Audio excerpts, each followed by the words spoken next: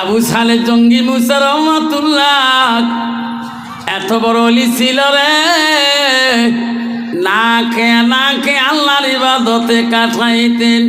কিছুদিন, একদিন, 2 দিন, 3 দিন পর্যন্ত না খেয়েও থাকলে আবু সালে যখন আজান শোনে গো, তখন আবু সালে জঙ্গি মুছে থাকতে পারে না, সঙ্গে সঙ্গে মসজিদে চলে যায়।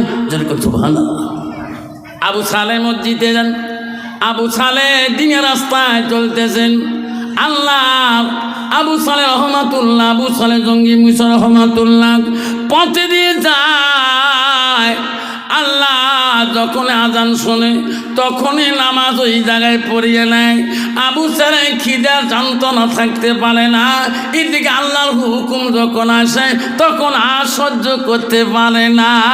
আবু সালে আজান শুনলো, সামনে দেখে উজু করতে হয়, সামনে দেখে একটা নদী দেখা যায়, ঝর্ণা নদী, পানি আসতেছে। আবু সালে মনে করলো এই ঝর্ণা নদীতে উজু করিয়ে আমি আল্লাহর হুকুমটা আগে আদায় করে নিয়ে যাই। আবু সালে উজু করতে ঝর্ণা নদীর কিনারে গেলেন। ঝর্ণা নদীর পানি আসে গো, আবু সালে চোখের পানি পড়ে, খিদায় বড় ক্লান্ত, কিন্তু নামাজ শেষ করতে পারে না, নামাজ বাতিল করতে পারে না। উজু করতে বসি দেখে ঝর্ণার পানিতে ভাসি ভাসি একটা ফল আসতেছে, একটা আপেল ফল। আবু সালে মনে করলো রে আল্লাহ বদরি দেখে দাসা, আল্লাহ বুঝে আমার রিজিক পাঠিয়ে দিল। আজকে আমি আবু সালে কদিন থেকে খাই না। আল্লাহ বড় দয়ালু, আল্লাহর কোরআন বলছো মিম্মা রাযাকতুম ইনফিকুম, আমি আল্লাহ হলাম তোমাদের রিজিকের দাতা। আবু সালে মনে করলো আল্লাহ তো রিজিকের দাতা, আল্লাহ বলতে আমার রিজিকটা পাঠিয়ে দিলেন। আবু সালে ফলটা ধরলেন, ফল ধরিয়ে নামাজটা আদায় করে নিলেন। নামাজ পড়িয়ে ফলটা খাইয়া নিলেন, শান্তি মতন ফলটা খাইলেন। খোয়ার পরে আবু সালের অনুতাপ্ত হলো রে, আমি ফলটা কেন খাইলাম? এই ফলটা তো আমার জন্য হালাল হলো না, কারণ এই ফলটা উজানটাকে ফাঁসি আসলো, নিশ্চয় কোন বা বাগানের মালিকের ফল। আল্লাহ আমি জিজ্ঞাসা না করি কেন খাইলাম? এই ফল খাইলে তো আল্লাহ ইবাদত পছন্দ করবে না, আমার আবু সালের ইবাদত আল্লাহ পছন্দ করবে না। আবু সালে ফল খাওয়ার পরে চিন্তায় পড়লেন, আমি কি ভুল করলাম আল্লাহ? আল্লাহ আমার ভুল সংশোধন হবে না, আমি কেন ওই ফলের মালিককে না পুষ করি? আমি কেন নদীতে ভাসি আসা ফলটা খাইলাম? আবু সালে মনে মনে নিয়ত করলো রে, যতদিন আমি এই ফলের মালিকের সাথে দেখা করব না, উজান দিকে চলবো, নিশ্চয় এই গাছের ফল গাছ আছে, এই ফল যখন ফাঁসি আসলো নিশ্চয় উজানে এই ফলের গাছ আছে, আমি কয়দিনে লাগে যাব রে, যতদিন পর্যন্ত এই ফলের গাছ দেখা পাবো না অতদিন আমি পথ চলে থাকবো, উজান দিকে যে থাকবো। আবু সালে নদীর উজান দিকে রওনা হলেন। 1 দিন যায়, 2 দিন যায়, আবু সালের পাশে যায় না। ওই যে ফল খেয়েছে আপেল ফল, ওই আপেল ফলের গাছ আর নদীর কিনারে মেলে না। ফলটা কোথায় থেকে ফাঁসি গেল রে? এত সুন্দর একটা ফল।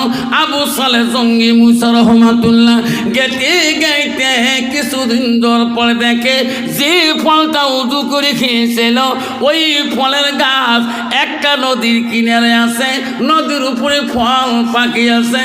আবু সালে মনে করলো এই গাছের ফল ভাসি গেছে। আবু সালে ভাবলো এই ফলের গাছটা কার? ফলের গাছের মালিককে খুঁজি বাই করতে হবে। আবু সালে খোঁজা শুরু করলো ফলের গাছের মালিককে।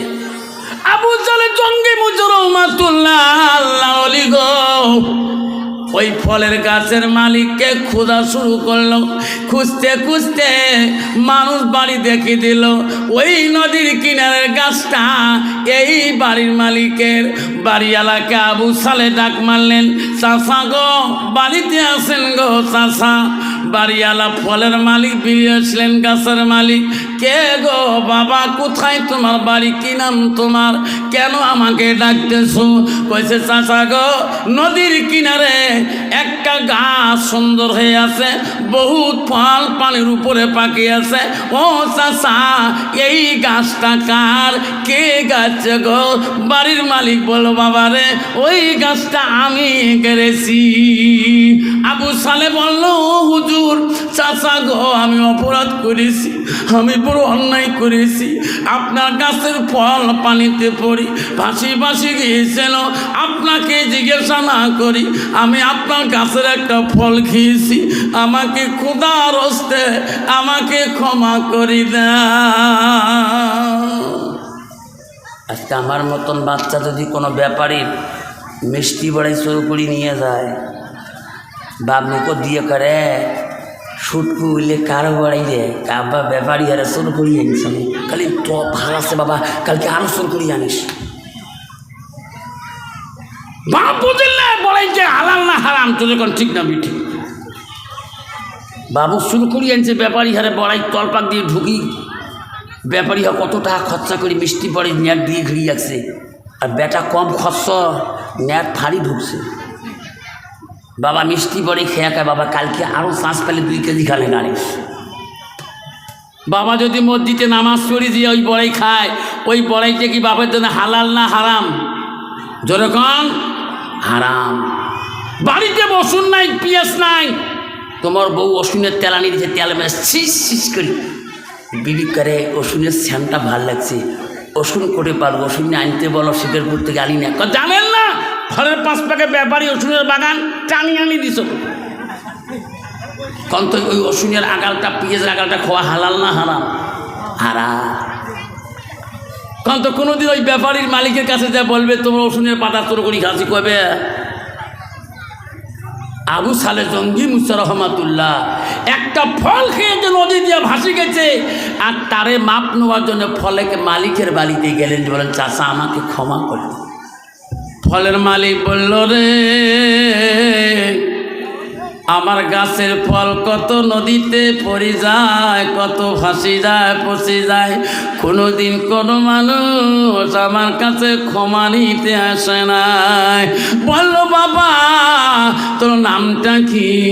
চাচা আমার নাম আবু সালে জঙ্গি মুসা। বাবা তোর বাড়ি কোথায়? আমার বাড়ি হলো জিলান শহরে। আবু সালে তুমি জিলান শহর থেকে চলে আমার এই দেশে, আমার ফলে গাছের ফল পানিতে ভাসি গেল খালি, আমার পারমিশন নাও নাই। ফলের মালিক মনে মনে বলে, রে এক তাড়াতাড়ি মাপ দেওয়া যাবে না, এমন মানুষ তো ধার্মিক কোনো দিন দেখি নাই। যেরকম সুবহানাল্লাহ। ফলের মালিক বলল, বাবা আবু সালে আমি তো মাপ করে দিতে পারি, একটা আমার সত্য আছে। চাচা কি সত্য? আবু সালে রে আমার বাড়িতে তোর বিনা পয়সায় বিনা মজুরিতে 5 বছর গোলামি করতে হবে, তাহলে তোকে মাপ দিতে পারি। কয় বছর? জোরে কোন কয় বছর? আবু সালে 5 বছর চলে গেলেন। 5 বছরের লাস্টে ফলের মালিকের কাছে বিদায় ভাবে বলে, চাচা আপনার হুকুম আমি অমান্য করি, বিনা পয়সায় বিনা মজুরিতে আমি 5টা বছর তোমার বাড়িতে গোলামি করলাম, আমাকে খোদার হস্তে মাফ করে দাও। ফলের মালিক বলে, আবু সালেম এখন আমি মাফ করি নাই, আরো বিনা পয়সায় বিনা মজুরিতে 5 বছর কাটতে হবে রে আবু সালেম। কয় বছর হলো? 10 বছর চলে গেল। আল্লাহ আবু সালে 10 বছর গত হয়ে গেল। আবু সালে কান্দে, আল্লাহ কেন ফলটা খাইলাম? আবু সালে কান্দি 10 বছর পরে মালিকের কাছে বলে, চাচা গো আপনার একটা ফল খেয়েছি, পানি দিয়ে ভেসে গেছে, আপনি কি দয়া করি ক্ষমা করবেন? ফলের মালিক বলল, না রে আবু সালে, আবার 2 বছর গোলামি করতে হবে, তাহলে মাফ করতে পারি। তাহলে বলেন কয় বছর হবে? 12 বছর চলে যায়। আবু সালের চোখের পানি বলল হয় না।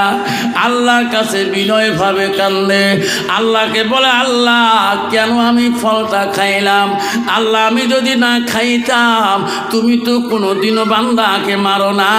আল্লাহ আমি কেন আজকে একটা ফল খেয়ে আজকে থেকে আমার 12টা বছর হয়ে যায়। আজকে যদি ফলের মালিক যদি মাফ না করে আল্লাহ, তাহলে আমার বেকার হয়ে যাবে, 12 বছর ইবাদত আল্লাহ কবুল করবে না।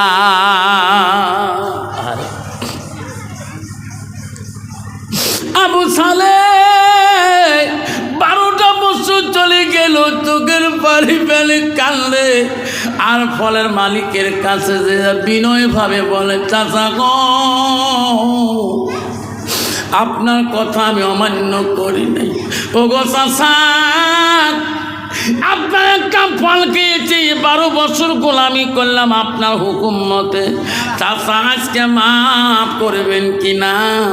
দয়া করে আমাকে ক্ষমা করে দাও। ফলের মালিক বললেন, তাই আবু সালের, সত্যি বলছো 12 বছর চলে গেল, আজকে তোমার ক্ষমা করে দেব। সুবহানাল্লাহ বলেন, যেরকম সুবহানাল্লাহ। আবু সালে তোমার ক্ষমা করে দিতে পারি, আর একটা শর্ত মানি নিতে হবে। আবু সালে বলল, চাচা 12 বছর গোলামি করলাম, আরও কি শর্ত চান? কইছে, বেটা রে, আমি ফলের বাগানের মালিক, বড় চিন্তিত। কেন? আল্লাহ আমার দুনিয়াতে একটা বাচ্চা দিয়েছে, একটা মেয়ে। মেয়েটা জামাই খুঁজি পাই না, মেয়েটা কানা খোড়া, দেখে না, হাঁটতে পারে না, চলতে পারে না। ওই মেয়েটা একদম দেখা তুসি। এই মেয়েটাকে যদি তুমি বিবাহ করি নাও আমার মেয়েটাকে, তাহলে তোমার ক্ষমা করে দিতে পারি। বাবা 12 বছর গোলামি করলো, এলা একটা মেয়ে আছে কানা, চোখেই দেখে না, খোড়া, হাত পেরো পায় না, নুন পেরো পায় না, বোবা, তাও দেখাতে বারে খুশি। যদি বিয়ে করিস তাহলে মাফ করি। আজকে আপনার যদি এই আবাস রতনপুরে কোনো ছেলে যদি মেয়ে দেখতে চান আসামে, বাবা কি আফসার মোল্লা বাড়ির সামনে একটা মেয়ে দেখলেন, বাবা তোর জন্য। মেয়েটার বাবা 10টা সুপারের মালিক, 5টা শিলিগুড়ি যায় আর 5টা গুয়াহাটির যায়, ওর ছেলে নাই। বাবা তুই একলা জামাই হলে 10টার মালিক হবো। বাবা মেয়েটা চতুর্দিকে ভালবা, মেয়েটার চোখ দুটি নাই। তোমার ছেলে বিয়ে করবে?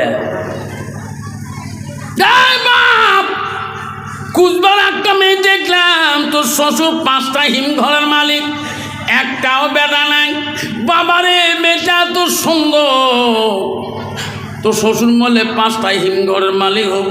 বাবা মেয়ে 2টা, মেয়েটার ঠ্যাং 2টা নাই, বিয়ে করবে? আবু সালে জঙ্গি মুসাকে ফলের মালিক বলল, বেটা রে 12 বছর গোলামি করলে মাফ করতে পারি, এই সত্য যদি মানি নাও, আমার অন্ধ মেয়েটাকে যদি বিয়ে করো, চোখে দেখে না, হাঁটতেও পারে না, দেখা করছি, যদি বিবাহ করে স্বীকার করো তাহলে ক্ষমা করে দেব। আবু সালে বলে, আল্লাহ আজকে যদি বিয়েও না করি, এই 12 বছর ইবাদত তুমি তো একটা কবুল করবা না, আমার ইবাদতগুলো বেকার হয়ে যাবে। আল্লাহ কি করব?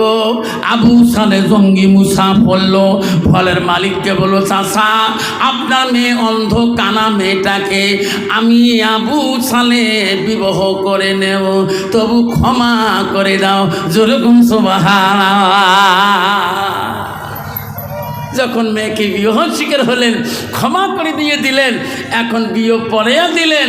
আবু সালেকে বলল, বাবা তুমি তো আজ থেকে আমার আবু সালে না, তুমি আমার আদরের জামাই। যেরকম সুবহানাল্লাহ।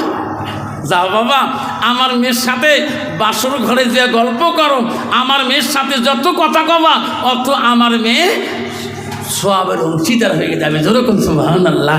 মা বোনেরা, ও রতনপুরের মা বোনেরা, ও আবাসপুরের মা বোনেরা, শুনে রাখো আল্লাহ রসুল কি বললেন, আল মারআতু ইজা সাল্লাত খামসাহা, কোনো মেয়ে যদি 5 ওয়াক্ত নামাজ পড়ে, ওয়াসামা শাহরুহা, যদি ওই মেয়েটা রমজান মাসে রোজা করে, ওয়াসানাত ফারজাহা, যদি ওই মেয়েটা পর্দায় পুশিদায় চলে, রসুল বল ওয়াতাত বালাহা, যদি ওই মেয়েটা স্বামীর খিদমত করে, স্বামীর সাথে গল্প করে, আমার রসুল বলল ফাকাত কুল্লু মানায়ু আবু আবিল জান্নাতিল সাত, নবী বলল ওই মেয়েটার জন্যে আল্লাহ 8টা জান্নাতের দরজা খোলা রাখবে। জোরে কোন সুবহানাল্লাহ, জোরে কবেন না সুবহানাল্লাহ।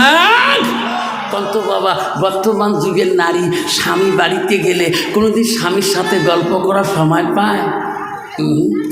খালি মোবাইলে ব্যস্ত। স্বামী যদি কয় ও রাহুলের মা 1 গ্লাস পানি পাওয়া যাবে, দেখেন না ফোন করো, পানি নিয়ে খাবার মান না। বাবা কি মেজাজ রে বাবা, জানেন না মোর মামার বাড়ি 14টা ভাই সবাই ভিডিও কল করে, পানি নিয়ে খাও। বউয়ের মশন শুনি বেচা পানি নিয়ে খায়, আছে না বাবা?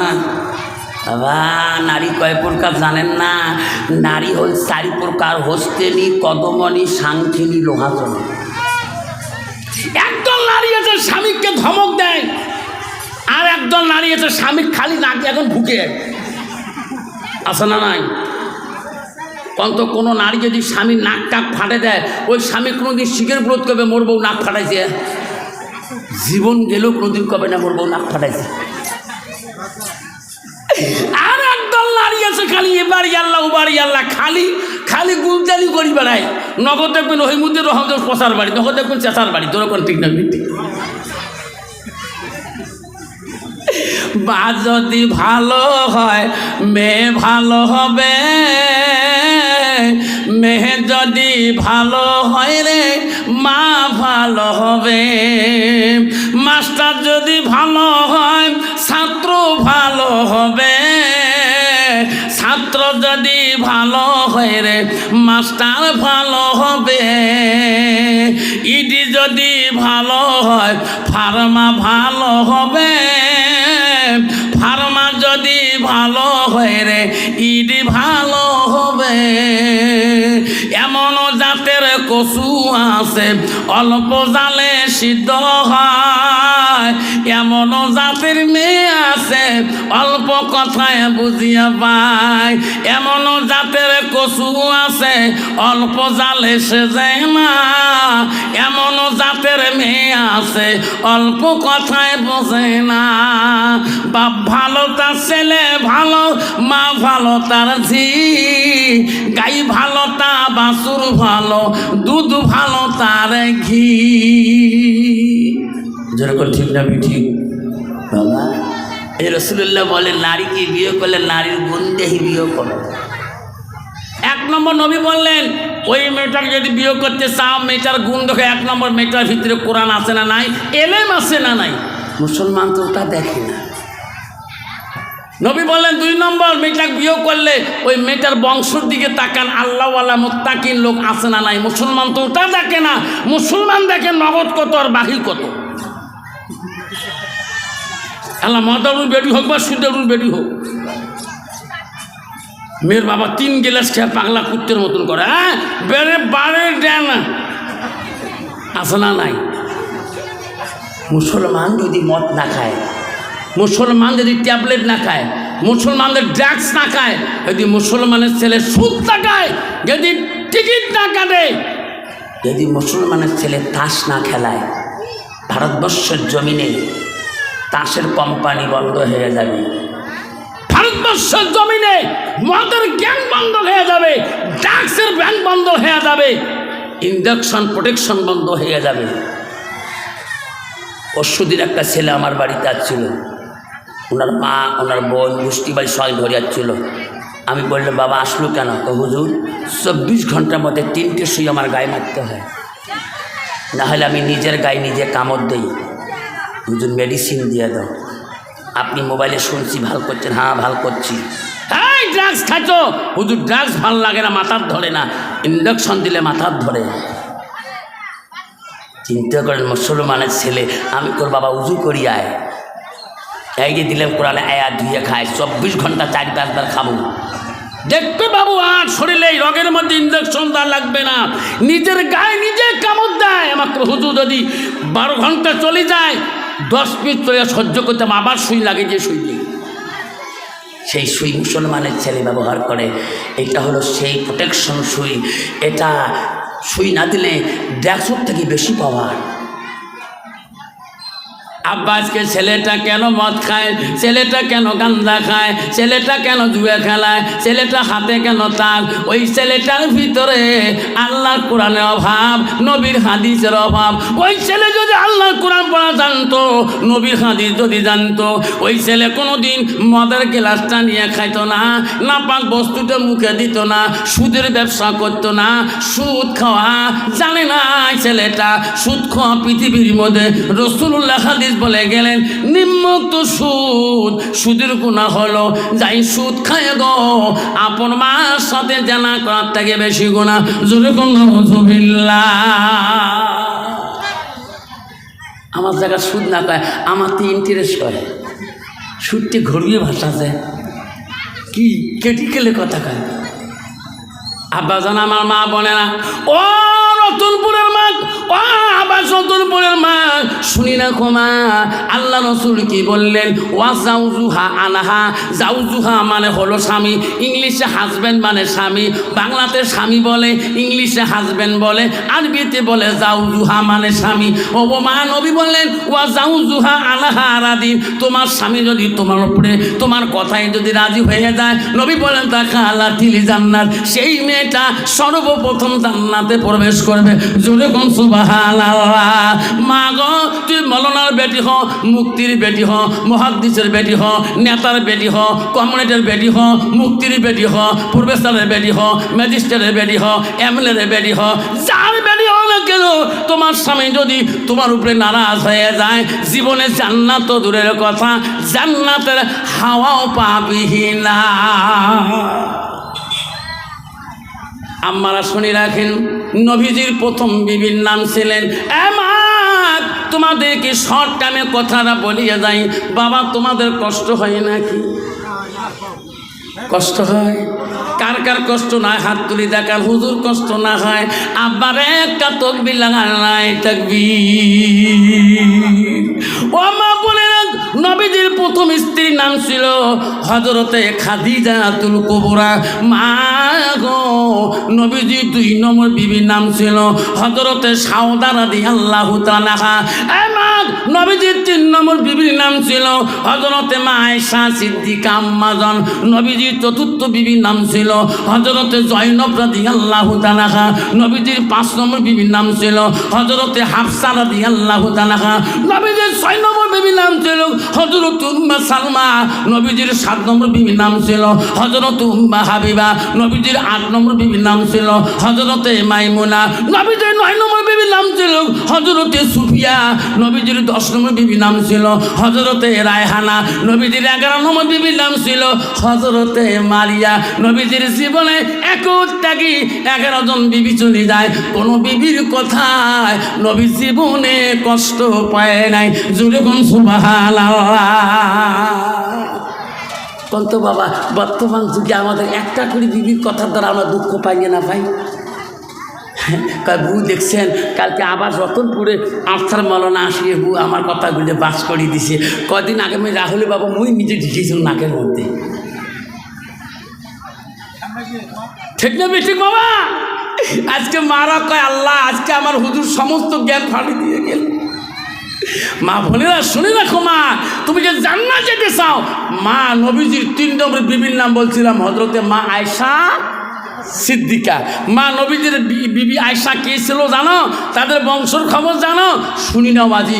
আয়েশা ছিলেন মদিনার প্রথম রাষ্ট্রপতির মেয়ে, প্রথম খলিফার মেয়ে, প্রথম মুসলিমিন আবু বকরের মেয়ে। মা নবীজির 5 নম্বর বিবির নাম জানেন? হাফসা। হাফসা কার মেয়ে ছিলেন জানেন মা? শুনি নাও, হাফসা ছিল মদিনার 2য় রাষ্ট্রপতি হযরত উমরের মেয়ে। যেরকম সুবহানাল্লাহ। তবু কোনোদিন হাফসা আবু বকরের মেয়ে আয়েশা নবীর উপরে রাগ করি কথা বলেনি। রাষ্ট্রপতির মেয়ে হতে পারে। আজকে তুমি একটা মাস্টারের বেটি হয়ে তোর স্বামী মাস্টার না হওয়ার পায় তুমি কথায় কথায় স্বামীর উপরে তকাব্বুরি অহংকারী কথা বলো। ও মা বলে না, আবু বকর আয়েশা একটা রাষ্ট্রপতির মেয়ে হয়ে কোনোদিন নবীর সাথে রাগ করি কথা বলে নাই। নবী বাড়িতে আসলে আয়েশা নরম সুরে কথা বলছিলেন, আর নবীকে দেখলে আয়েশা আনন্দ হয়ে গেছিলেন। নবীর হাতগুলো বলাইছিলেন, নবীর দাড়িগুলো বলাইছিলেন, নবীর শরীরটা বলাইছিলেন। নবী বলছে, আয়েশা রে, আমি বাড়িতে আসলে আমার মুখের দিকে তুমি কেন বোন বারবার তাকাও?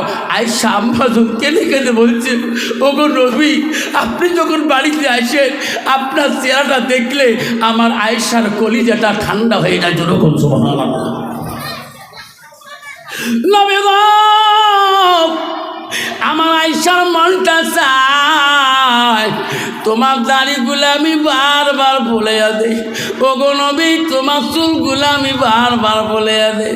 ওগো নবী, আমার মনটা চায় তোমার শরীরটা আমি বারবার বলাইতে চাই। বর্তমান যুগে নারী রে, দাড়ি বলে তো দূরের কথা, মাথার চুল বলা তো দূরের কথা, একদল নারী আছে রে, টুপিওয়ালা দাড়িওয়ালা মৌলানা মুফতি হাফেজকারী আমি সবকে দেখতে পাই না। জোরে কর কয়েলে দুনিয়া জঙ্গল বুঝান কে? এই টুপিওয়ালা দাঁড়িয়ালা মৌলানা হাফেজকারীর জন্যে মাথার কাপড় ফেলে মাথা ভাঙা যাওয়ার পাই না। মনটা চায় গোটায় মাথা ভাঙা কলেজ মোড়ে উঠে বেড়ান, যাতে আমি কলেজের মেয়ে। হ্যাঁ, সাজন তোর এখন ঠিক না বিটি, মাইও এমন সাজন সাজে, লিপস্টিক টিবিস্টিক আরও কত তৃষ্টি, ওটপালি ঠোঁটপালি আরও কত পালিশ, রাস্তা দিয়ে যায় চিনা যায় না এটা মুসলমানের মেয়ে। যেরকম ঠিক না বেটা? বাবা, আজকে সমাজ কেন পরিবর্তন হয় না? সমাজের মেয়ে কেন পরিবর্তন হয় না? আপনার কষ্ট পান? মা বোনেরা আমার, নবীজি বাড়িতে আসি দেখে বিবিদের মধ্যে কি মিল, ওনাদের সতীনদের মধ্যে কি মিল ছিল। নবী ওনাদের ভালোবাসা দেখি নবী মুস্কি মুস্কি হাসে। যেরকম সুবহানাল্লাহ। কন্ত বাবা, বর্তমান যার বাড়িতে দুইটা বউ আছে তাই বোঝেন কেমন জ্বালা। বেচা ভালো করি বাড়িতে বের মায় না। কিরে রহিম বাড়ি না যায়, বড় ভাবি মাথা টিপবে, ছোট ভাবি ঠ্যাং টিপবে।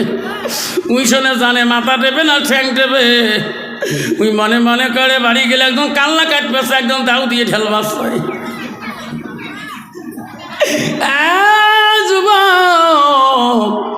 নবীজি বাড়িতে আসি দেখে রে বিবিদের মধ্যে এত ভালোবাসা।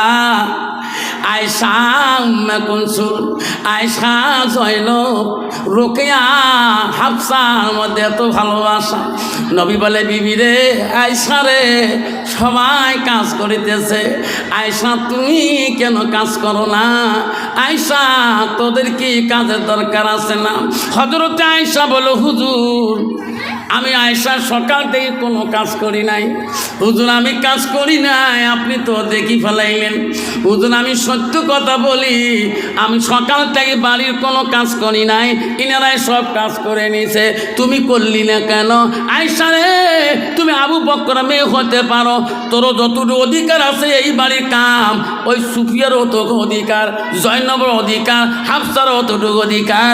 আয়েশা বলছে, হুজুর সত্যি বলছেন। ওগো নবী, আমার মনটা চাইছে নবীজি বাড়ি ফিরলে আমি নবীর কাছে কাজটা খুঁজে নিয়ে করো। নবী বলছে, আয়েশা আমার কাছে কি কাজ আছে? হুজুর আমার মনটা চাই আজকে দিনটি তোমার কাছে কাজটা খুঁজে নিয়ে করতে চাই। নবী বলে, কি কাজ? নবী গো, আমার আয়েশার হাত দুইটা দিয়া আমার মনটা চায় আমি তোমার গোসল করে দিতে চাই। যেরকম সুবহানাল্লাহ। কন্ত বাবা, বর্তমান যুগে নারী যদি বাড়িতে দিয়ে যদি কোনে রাহুলের মা একটু গা এখন ঘষে দে না, তোর গাও ভরা মাসে শেষ, গাছ চামড়া তোর করে দৌড়িবি, ঠিক না বিঠি? এদিকে রাহুলের মা তো পানি খাই ঢুকে দিত, পানির বালতি পালাইবি, এরকম ঠিক না বিঠি? নবী বলছে, আয়েশা রে, আমাকে গোসল করে দিতে চাও? কলে হ্যাঁ। নবীকে বলছে হুজুর আপনি যদি আদেশ করেন আমি গোসল করে দিতে চাই, আমার মনটা চায় আমার হাত দুইটা দিয়ে তোমাকে গোসল করে দিতে চাই। নবী বলল আয়েশা তুমি যদি গোসল করে দাও আমার কোনো বাধা নাই। আয়েশা বড় খুশি হয়ে গেলেন। আয়েশা দৌড়ি দিয়া 2 মস্ক পানি আনলেন, একটা জলচকি পানি বসাইলেন, রাসূলুল্লাহকে টানিয়া নিয়া জলচকির উপরে বসিয়ে দিয়ে গোসল হাত দিয়ে করে দিলেন। আয়েশা মনে মনে ভাবে আল্লাহ আমি আয়েশা কত ভাগ্যবতী নারী, আজকে আমি বিশ্ব নবী রাসূলুল্লাহকে আল্লাহ গোসল দেওয়া দায়িত্ব পেয়েছি। জোরে কোন সুবহানাল্লাহ। মা বোনেরা আম্মারা জান্নাত যেতে চান, জান্নাত কোথায়? কোনো পীরের কাছে জান্নাত না। পিসাবের ঠ্যাং ধোয়া পানি খাস, পিসাবের গাও কচলে দিস, স্বামীর কোনো দিন গাও কচলে দিস নাই, স্বামীর কোনো দিন লঙ্গি কান ভালো করে ধুয়ে দিস নাই, পিসাব এলে মান্নত করিস আপেল আঙ্গুর কম বেদানা খোয়ান, তোর স্বামীর জন্য কোনোদিন একটা বেদানা আনি বাপের বাড়িতে খোয়াছি, তোর স্বামী যদি তোর উপরে নারাজ হয়ে যায় মা, সারা জীবন যদি পিসাবের ঠ্যাং দেব, সারা জীবন যদি পিসাবের গা ধুয়ে দাও, স্বামী যদি একবার নাকচ হয়ে যায় আল্লাহ তো জীবনে ইবাদত একটাও কবুল করবে না। বিশ্বনবী রাসূলুল্লাহ স্ত্রী আয়েশা নবীজিকে পানি দেওয়ার জন্য রেডি হয়ে গেলেন। নবীজির দিকে পানি গায়ে ঢালবে রে, নবীজির গায়ে পানি আয়েশা ঢালে না। আয়েশা নবীর মুখের দিকে তাকায়। নবী বলে আয়েশা রে, আয়েশা তুমি আমার গায়ে পানি দাও, আয়েশা তুমি আমার গায়ে পানি দাও, তুমি আমার মুখের দিকে তাকাও কেন, তুমি আমার গোসল করে দাও। মা আয়েশা বলে হুজুর আমি গোসল করার জন্যে আনছি, তোমার গোসল করে দেব। হুজুর একটা আমার প্রশ্ন। কি প্রশ্ন? জবাবটা দিতে হবে। নবী বলে আয়েশা কি প্রশ্ন বলো। হুজুর আমার বাবু বক্ষ 7 থেকে 9 বছর বয়সে তোমার সাথে বিবাহ দিয়েছে, যেদিন থেকে তোমাকে নবী হিসেবে পেয়েছি সেদিন থেকে তোমার খেদমতের কোনোদিন ত্রুটি করি নাই গো নবী। নবী গো আজকে আমি একটা কথা বলতে চাই, গো নবী আপনি ভাববেন না কি, ও গো নবী তোমার ছোটোবেলায় কোনো বসন্ত, কোনো কলেরা হয়েছে নাকি, কোনো জ্বর, কোনো বেমার হয়েছে নাকি? কেন আয়েশা? হুজুর ও গো নবী তোমার গার মধ্যে এত কেন কালো কালো দাগ? নবী উত্তর দেয় না, নবী কথা বলে না রে, নবী কান্দে, নবীর কান্দনে রে আয়েশা কান্দে। হুজুর কান্দেন কেন? হুজুর কান্দেন কেন? কি হলো তোমার?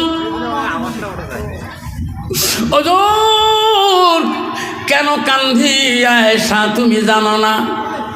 আমার ছোটকালে কোনো দিন কোনো বসন্ত, কোনো কলেরা হয় নাই, জীবনে কোনো দিন জ্বর হয় নাই। আয়েশা রে আমার গায়ে যত কালা দাগ আছে আয়েশা সেই দিনের কথাগুলো মনে করে দিলে আমি নবীজি কলিজাটা ফেটে যায়, আমি সহ্য করিতে পারি না। আয়েশা বলে হুজুর কেন বলবেন না?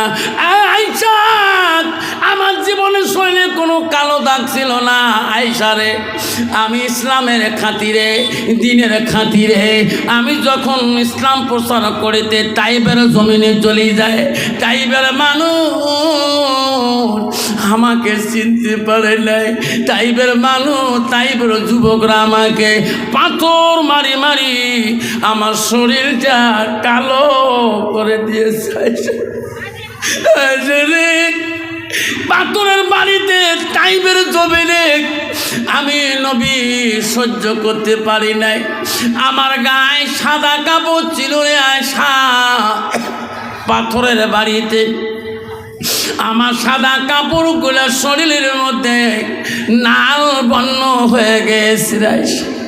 আয়েশা রে পাথরের বাড়িতে টাইবের জমিনে আমি ঢুলি পড়ে গেছিলাম, আমি পাথরের বাড়িতে উঠতে পারি নাই। ওই আয়েশা বলছি, রাসূলুল্লাহ সেদিন আপনি কি আল্লাহর কাছে সাহায্য চান নাই?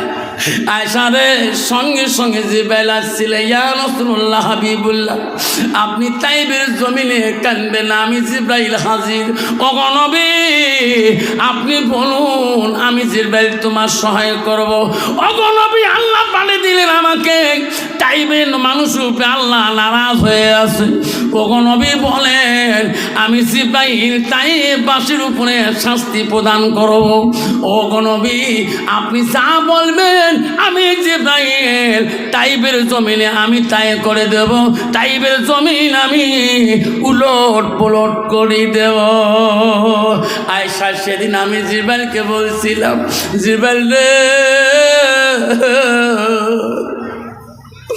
আমি নবী পৃথিবীতে প্রতিবাদ নেওয়ার জন্য আসিনি। জিবরাইল তাইবের মানুষ বুঝে না, আমাকে চেনে নাই, আমি নবী মরি যাব রে, পৃথিবীতে চিরকাল থাকবো না। এই জিবরাইল তুমি ফিরে যা, আমার জবান দিয়ে রে তাইবাসীকে অভিশাপ দেব না।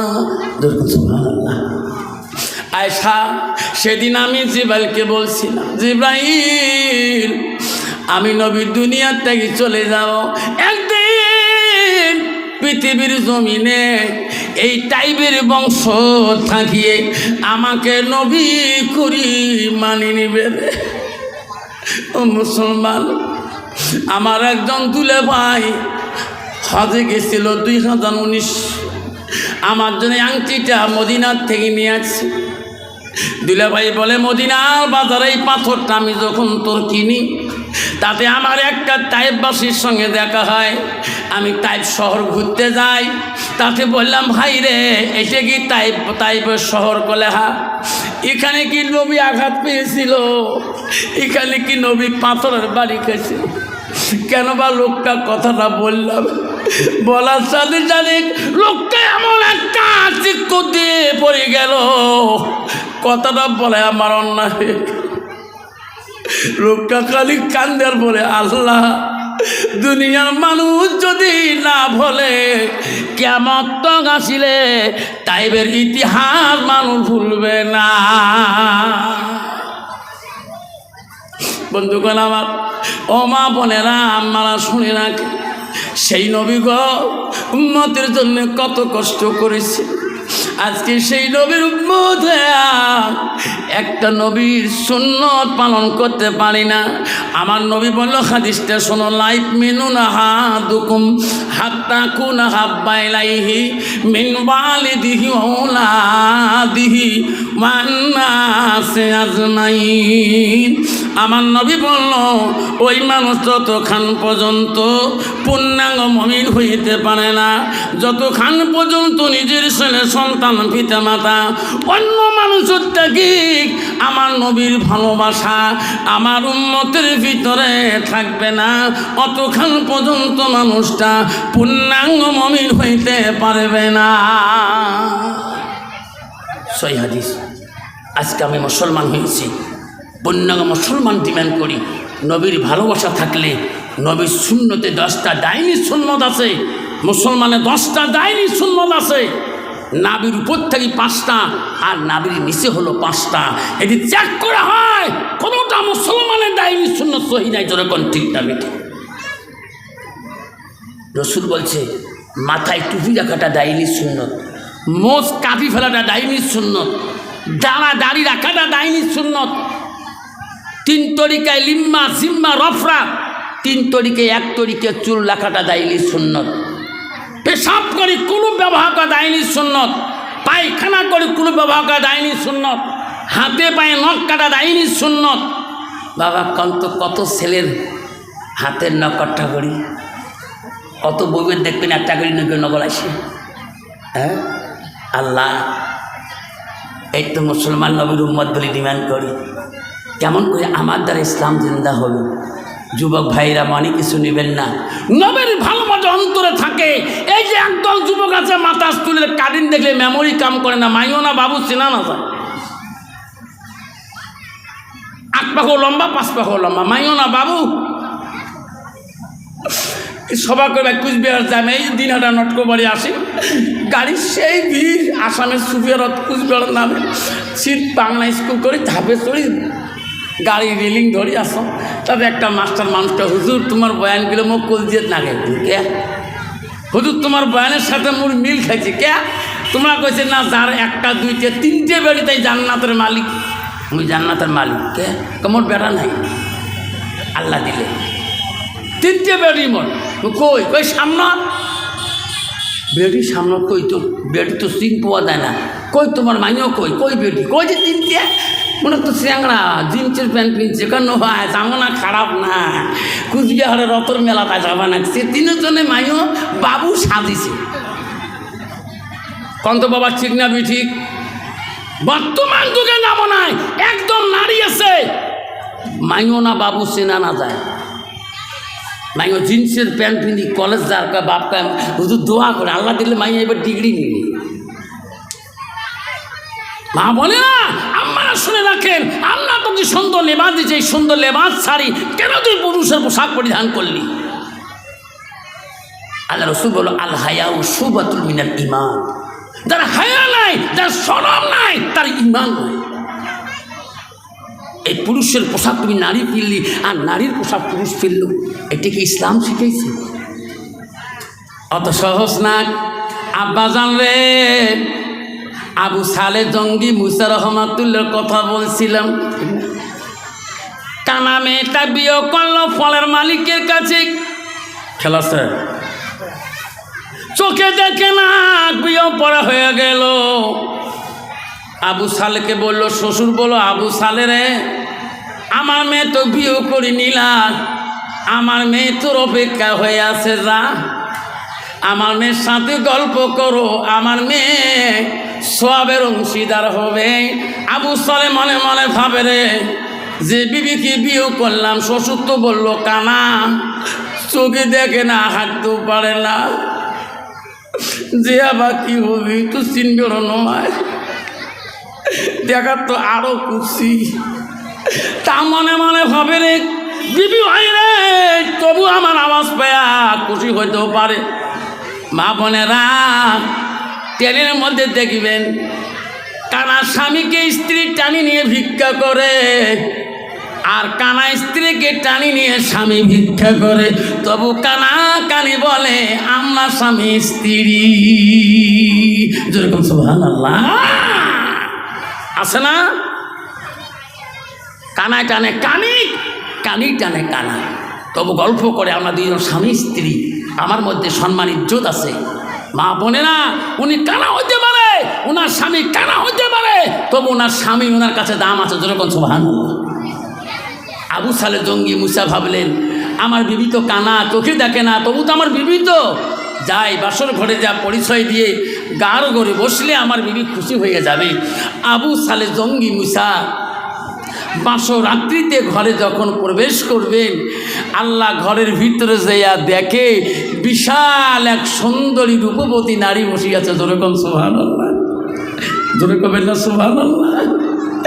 আবু সালে বলে রে, এটা কোন মেয়ে রে, এত রূপকা দেখে কেরে নরেও ফির।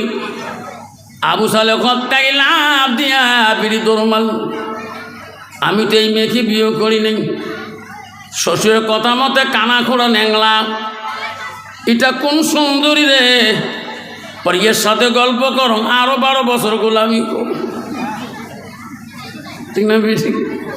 আবু সালে সন্দেহ হয়ে গেল, লাভ দিয়ে বলতে বেরিয়ে চলে যায়। ফলের মালিকের মেয়ে বলে, আব্বা গো, কার সাথে বিয়ে পরে দিলি? আব্বা তোর মুখে শুনছি, সেই যুবকটা বলে বিশাল আল্লাহর ওলি, আমার ঘরটাই কেন আব্বা বাইরে গেল? যেরকম সুবহানাল্লাহ। আবু সালে দৌড়ে যাক ঘরটাকে বাইরে দাঁড়াইলেন। এমন সময় ফলের মালিক যে বলে, আবু সালে বাবা, আমার মেয়ের বাসর ঘর থেকে তুমি কেন বাইরে আসলে? বলছে বাবাজন আব্বাজন গো, আপনার কথার সাথে তো তোমার মেয়ে তো মিল হলো না। আপনি বলছেন আমার মেয়ে কুরসি, আমার মেয়ে কালা, আমার মেয়ে হাঁটতে পারে না, চলতে পারে না, দেখতেও পারে না, এটা কোন সুন্দরী বসে রাখছেন গো? আমি তো ওই মেয়েকে বিয়োগ করি নাই, আমি তো গল্প করতে পারি না। ফলের বাগানের মালিক বলছে আবু সালেহ রে, মিথ্যা বলি নাই, সত্যই বলছি বাবা, ওটি আমার সুন্দরী মেয়ে রে। কোনোদিন কোনো বেগনা পুরুষ আমার মেয়েকে দেখে নাই। আমার মেয়ে কালা না গোরা গ্রামের মানুষ জানে না। আমার মেয়ে কোনোদিন কোনো বাড়িতে ঘুরতে যায় নাই। আমার মেয়ে এই পা দিতে দিয়ে কোনো গ্রাম কোনে বেড়াতে যায় নাই। আমার মেয়ে সুন্দরী নে খারাপ গ্রামের কোনো বেগনা পুরুষ পর্যন্ত জানে না। ওরে আবু সালেহ রে, এটা আমার মেয়ে উম্মুল খাইর ফাতেমা। নাই থাকবে। আবু সালেহ খুশি হয়ে গেল, এত সুন্দরী ফলের মালিকের মেয়ে। আবু সালেহ বিয়ে করলেন। তারপরে দিনে বাড়ি হলো জিলান শহরে। কোথায়? জিলান শহরে নিয়ে বউ নিয়ে চলে যায়, সুখের সংসার বানায় দুইজনের। আবু সালেহের পেটে বিবির পেটে থাকিয়ে আল্লাহ পৃথিবীর জমিনে এমন একটা সন্তান পাঠিয়ে দিলেন। উম্মুল খায়ের ফাতেমার পেটে থাকি পৃথিবীর ওই বাচ্চাটা পৃথিবীর সব অলিদের অলি, সব আউলিয়াদের আউলিয়া, সব পীরদের পীর, সব গৌসুল আজমদের আজম হয়ে দাঁড়ালেন। তার নাম হলো আব্দুল কাদের জিলানী রহমাতুল্লাহ। জুলকুম সুবহানাল্লাহ।